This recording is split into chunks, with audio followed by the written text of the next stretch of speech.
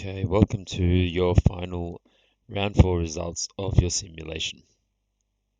So this year you had another executive decision to deal with, and this one was basically referring to operational risk. So I know this is something that you've covered in your lecture notes, and when banks are thinking about operational risk, this is a big focus for them because particularly in Australia, a lot of banks have actually experienced large-scale fines and have capital overlays for lack of appropriate operational risk governance or management. So you have three options here to look at the finance function and the 1,500 different scheme fees charged by Visa to your debit and credit card businesses. You could look at risk reporting and see how information was being mapped from finance systems to regulatory reporting systems to understand if it's done correctly. Or you could look at the home loan process review and look at the back end processes used in originating a home loan. Now, I guess the point with this particular one here is that many banks, when you think about operational risk, there's a lot of the time people are often thinking about processes because remember, operational risk is inadequate processes, systems, or people.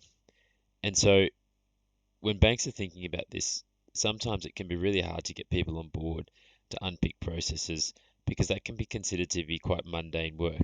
But it's very important for banks to accept and realize that when they get this right, it can lead to real business momentum. So for instance, in this example here, we had one team in every single box. And Allianz function, you chose the finance function. What you'll find here is that there's actually a number of fees being charged incorrectly. And so doing this review results in actual dollar savings of $25 million. Those teams who chose the risk reporting, what you'd find here is that there are certain things being mapped from finance systems into regulatory reporting systems that aren't accurate. And when you improve the accuracy of this, it actually improves your risk-weighted asset capital calculation. And when that becomes more accurate, that means you hold less capital against certain products. So in this example here, you're getting a hard $50 million regulatory capital saving, which is, a really significant saving. And in the real world, there are teams of people in banks who do this, who try to find ways in which they can make the risk-weighted asset number more efficient, more accurate, and therefore save capital for the bank. And the last one here is actually, again, these are all based on real events that other banks have undertaken in the real world. But this is saying the bank in question did a very long process review of their home loan origination process. It took them about 18 months. There was a lot of different steps involved in this, and they really streamlined it, and they understood all of the steps involved, and they also started to think about where could things fail and how do we make sure we're controlling for those things effectively. What this meant was they had much faster customer experience, much quicker turnaround times, and that really meant they had greater business momentum. So I think the point is, if any of you have careers in risk in banking, people can often think about operational risk and think about it as a really mundane or boring type of risk. But when banks get this right, it has real good impact on their business momentum. And when they get it wrong, equally, it has uh, very significant headwinds for them to deal with. All right, this year you would have found that home loans and business loans and deposits and cards all grew. So a little bit of return to normality, and those losses have all come right back down. A lot more reasonable levels than what you saw in rounds, particularly in round three. All right, let's talk about your margin. And round of applause, well done to everyone. You actually expanded your margins as a market here. And the reason why was your headline price actually increased by 6 basis points, but your cost of funds only went up by 1. And we had some big improvements from some of the banks here. So Grace One up 20 basis points to 269. Piggy up 30 points to 3.25. Red Bank up 10 to 244. And then Alliance up 18 to 259. So all really good work there. Nice to see some nice margin expansion. And Virtual, a pretty good margin there at 281. All right, business loan losses. You'll be very pleased to see these losses have come right back down. This really does look like a bit of a picture of the economic cycle. And this is the reason why you'll always hear people say it's important to think through the cycle when pricing for risk. And all that means is let's not make decisions assuming the good times will continue forever, but equally we shouldn't make decisions assuming the bad times will continue forever. All right, now you had a lot of different projects to choose from, and some of these projects were really cool. You had big data and tech and digital.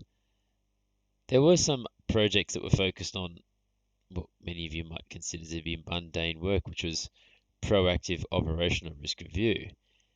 And the reason why that sort of thing is important is obviously it leads to better business momentum. But we've actually had a full-scale banking regulatory investigation into practices in your industry, and it's actually been found that some banks have been breaching responsible lending and had insufficient key controls. Exposed banks are going to be subject to $2 billion in regulatory and consumer lawsuits. The good news is, if you did Project Fix It, you would actually be finding this proactively and you would fix a lot of this before it became a significant issue. So well done here to Shenzhen, Piggy Bank, and Virtual Bank. You all invested in Project Fix It. You're going to have $500 million of remediation costs, much better than the $2 billion a lot of your competitors are dealing with. Some of you might think $2 billion is a little bit too much. It's a bit over gamified. But what you can see here is for the Australian banks, since 2017 onwards, the remediation costs, and you'll find that $2 billion is light. And this doesn't include the Westpac $1.3 billion AUSTRAC fine that they experienced, and it doesn't include CBA's $700 million fine. And you can see here, this is the number one priority for the Westpac CEO at the moment.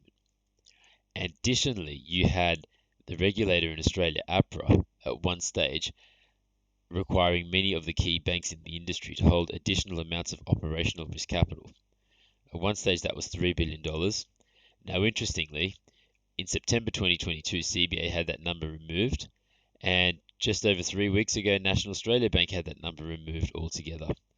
But bear in mind that took a lot of work to get that done. Both of those banks took 5 years to get those overlays released. So you can imagine it doesn't require only cost, but think of the time and the effort involved. Okay, there's actually a little bit more breaking news. The neobank. There were two big risks around the neobank. One was cultural, and the other was a lack of maturity in robust internal processes. One of those processes was actually KYC, or Know Your Customer, and it's been found that the neobank, due to unknowingly having relaxed internal controls, that Alliance's neobank was sending money and allowing terrorist organizations to open up accounts and send money into overseas jurisdictions. AUSTRAC has fined Alliance $1 billion here. The bigger question is, what is this going to do to their reputation? What else is lurking under the bonnet? And I think from a learning perspective, in your careers, some of you may or may not ever get exposed to an acquisition, but you'll definitely get exposed to different opportunities. And whenever you're faced with any opportunity, we're not saying don't take the opportunity, but just think about what could go wrong, and if it did go wrong, could you live with it? Would it be within our risk appetite? Or do you need to maybe think about mitigating those risks or even walking away?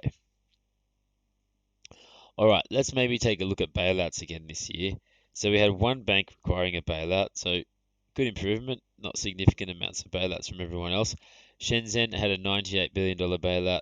Shenzhen, notice you actually didn't raise any wholesale funding, so that's going to be a very large, inexpensive issue for you. Which you can see on this chart here, paying almost 8.11% for that. That's incredibly expensive for you. All the others this year doing quite well, less than $40 billion. The costs are normalizing. Piggy, interestingly, not needing any wholesale funding at all. And that actually equated to strong margins and also better profitability. So Piggy here having a $3.8 billion profit. Down the other end, Alliance from some of the hits from the remediations and fines and the neobank fine maybe really impacting your profitability this year. But just remember, look, it's not always just about managing short-term profit.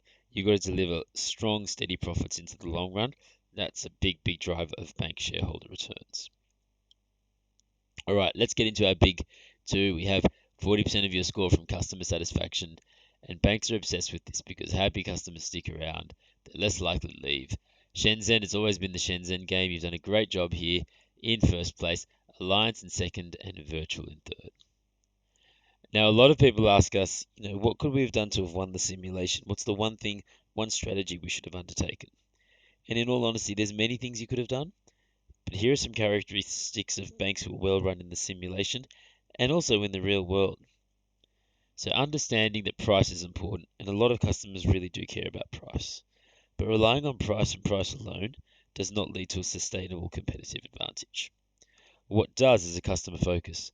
And banks that have that strong customer focus, it results in their customers being a lot more loyal, and that leads to greater retention, which puts less pressure on them to grow in the long run.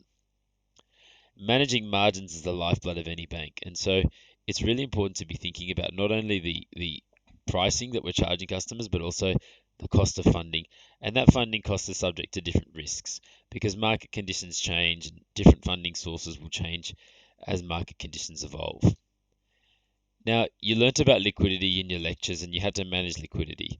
This is a balancing act for banks because holding a lot of liquidity or excess liquidity comes at a cost and it puts a dent in shareholder returns, but equally holding too little compromises your safety and your perception of safety. Shareholders do value consistency, and banks that generate strong and steady returns tend to trade at a valuation premium. You had to think about it prioritizing your investments, but anytime we are prioritizing anything, we just want to be really clear on why is something being prioritized, why is something being or approved, and why is something being denied, and why is something being deferred. And having that clarity up front is really simple, really important. Cost is very important too in banks, and it's important to understand that cost isn't just about taking out headcount to boost profitability, but when we improve processes and reduce complexity, it results in better risk outcomes, better customer outcomes, but also better cost outcomes. And risk is so critical for a bank. Managing risk is essentially what banking is all about. So we not only want to think about managing lending risk or credit risk through the cycle, but also think about operational risk because that's really important. And when banks get that wrong, it has a huge impact on them. So 60% is your return is shareholder return. And at the end of round number 4, round of applause, congratulations to Piggy Bank, Virtual in second, Grey Swan in third. So putting it all together, after 4 weeks, well done. Round of applause just by a nose here. Virtual Bank, pipping Piggy Bank in second place and Grey Swan in third place. So really nice work. Look, the whole point of this simulation was to help you to start to conceptualize some of the work that you're doing in the uni, in the lectures, and how it relates to the real world. Because the uni really wants to focus on future-ready graduates. So we really wanted to help you expand your business banking acumen, to think long-term and holistically, to really collaborate in teams to solve ambiguous problems, and to manage a lot of these trade-offs. So from all of us at Accelerate, thank you for playing. If you did enjoy this, please make sure you thank your lecturers, Lutfer, obviously for getting this up and running. But all the best in your careers and hope we cross paths again soon.